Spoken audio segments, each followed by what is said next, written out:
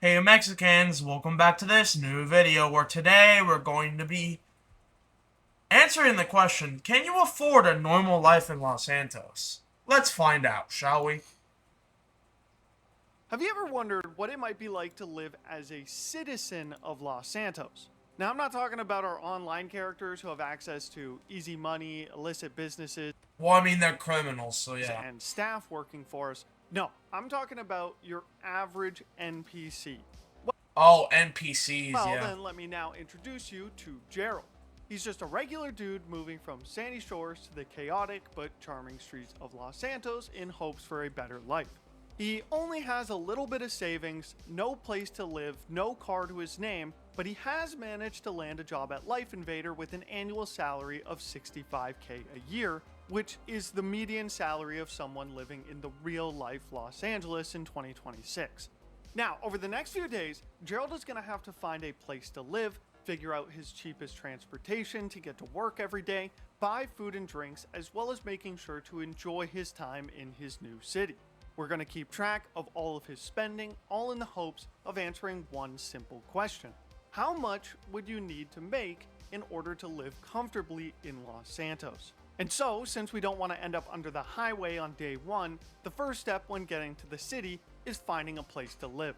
When it comes to looking for an apartment or a home to live in, you quickly come to one unfortunate realization. Renting just doesn't exist in Los Santos.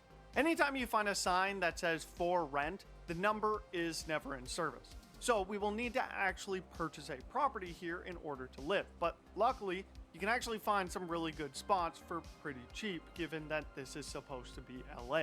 There's apartments all over the city ranging from 100K to a few million, but again, we are just trying to live comfortably without breaking the bank. Which is when I happened to stumble upon this apartment located at 3 Alta Street. It's got a central location in the middle of the city, ample parking despite also coming with a 10-car garage, and it's close to both a metro stop and a bus stop, so it's perfect for getting around. Not only that, but for 223K, we get a 2-story condo with 1 bed, 1 bath, and a huge walk-in closet, an office, and a fully furnished living room, dining room, and kitchen.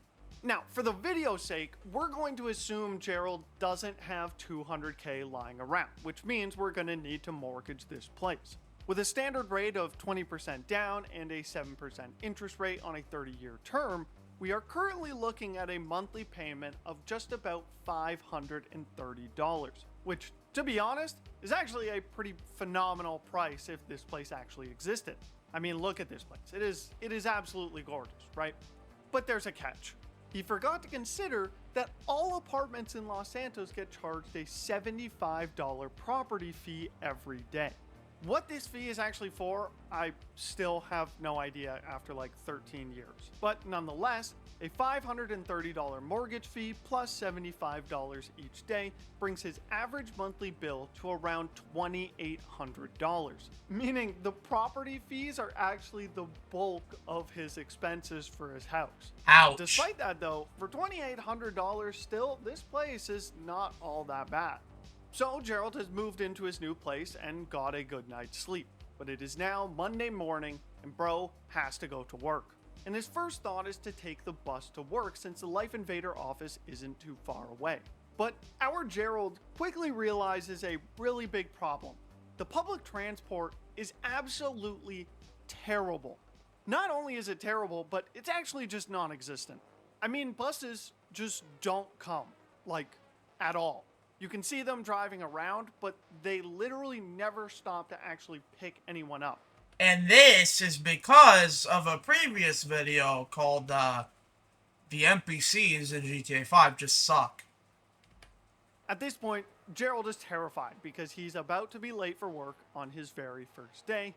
Luckily, however, a random stranger comes by and is nice enough to give him a ride to work and make it on time. That's surprising. Except Gerald got scammed. You see, this was actually an undercover cop who was trying to do an investigation on Life Invader, so Gerald had to quickly dip the scene. Now it's his second day, so Gerald tries the metro today, but quickly finds out that it's almost just as bad as the bus routes. The metro does at least pick people up, and there is a stop right by his work, and it's free, but it is so inconsistent that he couldn't possibly rely on it for getting to work on time every day, so that becomes a last-ditch effort. So his only option left was to call a taxi on his third day. Now, the taxis actually come super quick in this city. I mean, it's incredible. It's almost like they spawn out of thin air.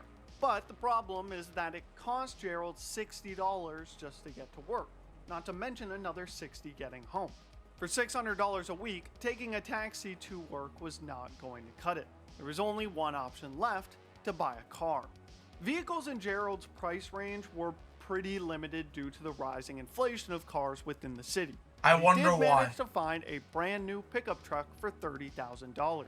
But due to his mortgage payment, Gerald doesn't have the money to buy it outright. So again, with 20% down and a 7% interest rate on a 5-year term, he's looking at a monthly payment of around $430. Stop relying on loans, idiot. Now, there are some really big upsides that come with owning a car in Los Santos, but there's also one major downside. The upside is that the car insurance here is absolutely immaculate. If your car is destroyed or rendered inoperable by a third party, Moores Mutual, the company that has a monopoly on all car insurance in the city, will give you a brand new car, same make and model, for no extra charge.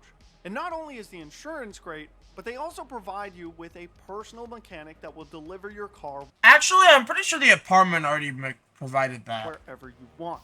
Now, the downside is that these services cost you $50 a day. So, taking our $430 car payment on top of the $50 a day for insurance brings the new total to around $19.50 per month. Ouch. And despite this maybe being controversial for you guys watching, I am going to allocate $300 a month for gas, and hear me out as to why. The reason for this is that if you shoot the gas tank on your car and let the gas pour out, the car stops working, meaning it does need gas to run. Not to mention, It's just, for some reason in GTA 5, gas is infinite. there are gas stations everywhere around the city, so it seems reasonable to think that the citizens actually use them, despite us not needing to. So that brings our monthly car cost to $22.50, which Good does God. seem like a lot, but it is still cheaper than taking a taxi to work every day. Okay, that's so fair. we've got a place to live, and we've finally got a car, but it's been 3 days in the city now, and Gerald has not eaten anything, so let's figure out his food budget. Now, Los Santos suffers from a major problem of having the only sustenance you can actually buy be pop, candy, chocolate, cigarettes, and beer. And I don't even think you can call half of those sustenance. Grocery stores obviously exist around Los Santos, but finding one that's open is essentially impossible. Same with fast food. We can find Cluck and Bell, Burger Shot, and Senior Buns locations in the city, but we can't actually order anything, no matter how good those prices may be. So for the sake of the video, it leaves us with two options. We can either assume that our character is legitimately expected to survive on nothing but candy, beer, and cigarettes, or we assume that regular civilians are getting food from the grocery store, and I'm more inclined to go the grocery store route. Around our apartments, we can find fruit, milk, and wine, implying our Gerald has found a grocery store to get this stuff. And what's nice is that despite the inflation that has plagued the vehicle and housing markets in Los Santos, food prices have virtually stayed the exact same. So if we simply look at the stats of an average monthly grocery bill in LA from 2013, it's likely that Gerald is spending roughly $300 a month on food. We got a place to live, we got a car, and we got food. So here's the real kicker. There's one really important thing that most Americans have in their budgets: health insurance. The average person in LA spends anywhere from $100 to $500 on their monthly health insurance. And if Los Santos had any health insurance, it would probably be even more than that. Now, normally, you would think that not having health insurance would be a bad thing for a city, but instead, Los Santos has found a system that's even better. For the low cost of just $500, you become immortal. Now, you're probably thinking, oh, Jetro, that's not realistic. That's only a feature for our online character. If Gerald dies, he's a goner. Wrong. We will call this guy Steve, and if you look at the time, Steve is alive and doing well.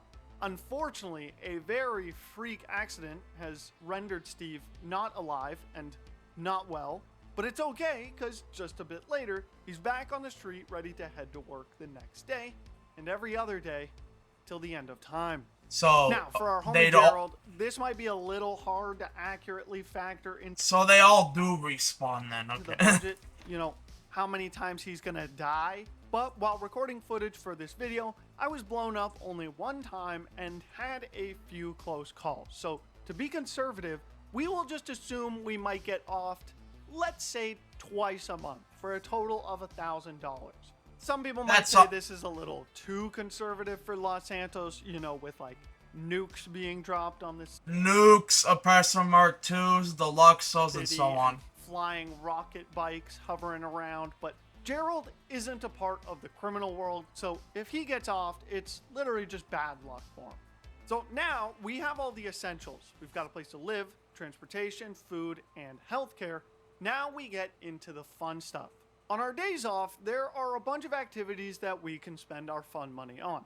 Nightclubs, strip clubs, going to the casino, shopping, the movies, going on rides at the pier. But there is also a bunch of activities that don't cost a dime, like playing golf or darts, spending the day at the observatory, or a road trip down to Mount Chiliad.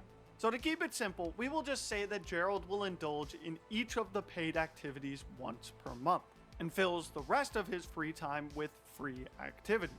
We will allocate $50 to the casino and $50 to go shopping. The strip club is also technically free, but we will say that he gets a few drinks for $10, but everything else has set prices. So seeing a movie costs $20, nightclub has a $100 entry fee, and going on rides at the pier costs $10 each. So that brings our monthly fun money to around $250, which I think is actually pretty reasonable. And Fair enough. One thing that I forgot to add on was our phone bill. While this is an expense we never have to actually pay for, it's implied that Gerald does. In our apartment, we can find a sticky note on our fridge that reminds us to pay the phone bill. So, taking the average phone bill in America with unlimited talk, text, and data like our phone in-game has, it would add an extra $75 to our monthly budget. And finally, Gerald has now made it. He is now living a comfortable life within Los Santos. But at what cost? Well, adding up everything together brings his total monthly expenses to roughly $6,675. Okay. And so if we go back to look at his job at Life Invader, which we said brings in about $65K a year, will he be able to survive? Simple answer is no. No. He's going into about an average of $1,200 a month in credit card debt just to live in Los Santos. However, there is a way that we can substantially get Gerald's costs down. If we had chosen the cheapest apartment in the city and the cheapest car possible, he would save about $2,000 a month on his apartment with the reduced property fee and about $300 on his car payments, with his new monthly total instead being only $3,595 with everything else. Why'd you included. even Now, start this with comes the at the cost of living expensive in a one? place with rotting drawers, mold on the ceiling, and torn up carpets, as well as a car that goes 0 to 60 in 84 seconds, but it would keep him out of debt, and his job at Life Invader would be able to support him. But who knows, maybe we can do this again in November, and Gerald will be able to afford a cheaper lifestyle down in Vice City. But either way, I hope you all enjoyed, and I'll see I mean, considering that GTA 6 is supposed to be more realistic, too, I think it'd be better off waiting for GTA 6. But anyway, with that being said, that'll end this video. Don't forget to like and subscribe, and I'll see you guys in a new video. Peace out.